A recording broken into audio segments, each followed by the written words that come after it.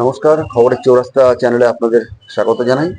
আজ আমরা বারাসাত সিপিআইএম এর জেলা পার্টি অফিসে এসে এখানে পেয়ে গেছে আমাদের অত্যন্ত পরিচিত, সকলের সবসময় মানুষের সমস্যায় মানুষের পাশে থাকা একজন কমরেড গার্গী চ্যাটার্জি। তাকে আমরা তার সঙ্গে একটু আলোচনা করে নেব, তার কিছু মতামত শুনবো। আচ্ছা, গার্গী, তোমাকে আমাদের চ্যানেলে স্বাগত জানাই। প্রথমত তোমাকে এখন ভীষণ দেখা যাচ্ছে, এমনকি তোমাকে দেখেছি আমরা, আমাকে মানে সৌমিকও বলছিল যে আমি নিজেও দেখেছি যে দমদমে যখন হকার উচ্ছেদের কাজ চলছে তখন তোমার চোখে জল চলে এসেছিল। হ্যাঁ, এই যে চোখে জল চলে আসা, মানুষের জন্য এই যে যন্ত্রণা বোধ, এটা কি খালি কমিউনিস্টদের থাকবে, আর কারো থাকবে না? সব অনেকেরই আছে, আমারও আছে, আপনারও আছে, অনেকেরই আছে। ভালো আছে। তাহলে কমিউনিস্টদের যেমন আছে, আমি মনে করি যে মানুষ কমিউনিস্ট না তারও নিশ্চয়ই আছে, অনেকের আছে। আবার অনেকের নেই, তারা নির্মম। হ্যাঁ, তারা নির্মম। এখন বিষয়টা হচ্ছে যে এখন এই মুহূর্তের এই পরিস্থিতিটা কেমন, মানে আমরা তো এরকম চিত্র কখনো দেখিনি। এই বুলডোজার যে, দেখুন, এই সরকার এসে প্রথম বুলডোজারের আঘাত আনলো রেল হকার, পথ হকারদের উপরে, বস্তিবাসী কলোনির মানুষের উপরে। এখন টোটো অটো চালক আক্রান্ত। এক কথায় বিজেপি হচ্ছে বড় লোকদের সরকার, এদের আক্রমণ গরিব মানুষের উপরে। ওটা ভারতবর্ষও তাই, আমাদের রাজ্যেও তাই। ডাবল ইঞ্জিন সরকার এখন হয়ে গেছে বুলডোজার সরকার। একদিকে দাঁড়িয়ে ডাবল ইঞ্জিনের একটা ইঞ্জিন হচ্ছে বুলডোজার, আর একটা ইঞ্জিন হচ্ছে আপনার হিন্দু মুসলমান, এই করেই সরকার চালাচ্ছে। আচ্ছা, আর এই মুহূর্তে যা পরিস্থিতি যে দেখা যাচ্ছে যে এমনকি যখন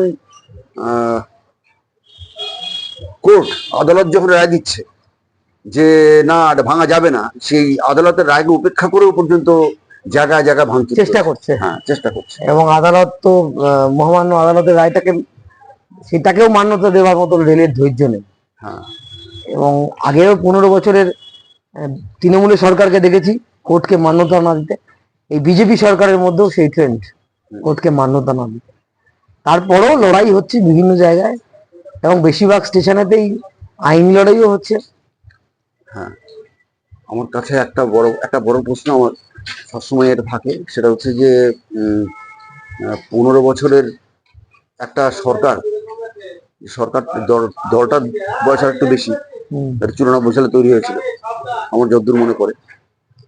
এই 15 বছর আর এই 6 বছর, এই 21 বছরের একটা দল, 15 বছরের যে সরকার, মানে শক্তি চলে যাওয়ার সঙ্গে সঙ্গে হাতের কালি মোছার আগে দলটা মুছে গেল। ভোটে যে ভোট দিয়েছিলাম, হ্যাঁ, হাতে কালি লাগিয়েছিল, সেই কালিটা ওঠার আগে তৃণমূল দলটা ভ্যানিশ। কিন্তু এটাই হতো, আমরা আগেও বলেছি। হ্যাঁ, কিন্তু যে ক্ষমতায় আপনি একটা আসনে হারিয়ে দিন তৃণমূলকে, তৃণমূল দেখবেন দলটা বরফের মতন গলে যাবে। গলে গেল, 4-5টা ভাগ হয়ে গেছে। আপনি পাড়ায় কোনো তৃণমূল দেখেন না, আর তো নেই। না। মমতা বন্দ্যোপাধ্যায় একটু কলকাতায় বসেন, আর ঋতব্রত বন্দ্যোপাধ্যায়, তার তো গলায় আবার বগলুস পড়ানো আছে, বিরোধী নেতা, সে একটা বকবক করে। এছাড়া কি দেখেন? এলাকায় অ্যাক্টিভিটিস আছে তৃণমূলের কোনো না। তাহলে আমি বলছি যে সিপিআইএম দলটা তো এরকম ভাবে আমরা দেখি না যে কোন, আমাদেরকে ওরা চেষ্টা করে আমাদেরকে মারতে, জেলে ঢোকাতে, আমাদের কুৎসা করতে, কিন্তু তারপর সবকিছুর বিরুদ্ধে দাঁড়িয়েও মানুষের স্বার্থে লাল ঝান্ডা লড়াই করে যায়। তাই আমরা আছি রাস্তায়। আচ্ছা, তাহলে আমরা পরবর্তীকালেও দেখবো যে লাল ঝান্ডা এইভাবে অবশ্যই থাকবে।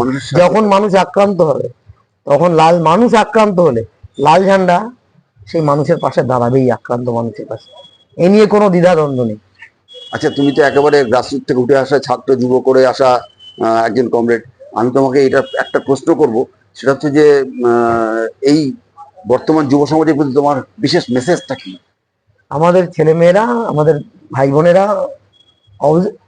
অসংখ্য তারা হচ্ছে রাস্তায় নেমেছেন। কলকাতায় যে মিছিল দেখেছি ছাত্র যুবদের, এই মিছিল অতীতে কখনো দেখিনি। এবং তারা এই হিন্দু মুসলমান করা, কিছু বললেই তুমি পাকিস্তানের দালাল বলে দাগিয়ে দেওয়া, এই সবের বিরুদ্ধে তারা হচ্ছেন রাস্তায় নামছেন। এটা হচ্ছে আমাদের পজিটিভ দিক, ভালো দিক। আশা রাখছি এদের প্রতি। আচ্ছা, ঠিক আছে, ধন্যবাদ। ধন্যবাদ। হ্যাঁ, ভালো থাকবেন। ঠিক আছে। হ্যাঁ, ভালো।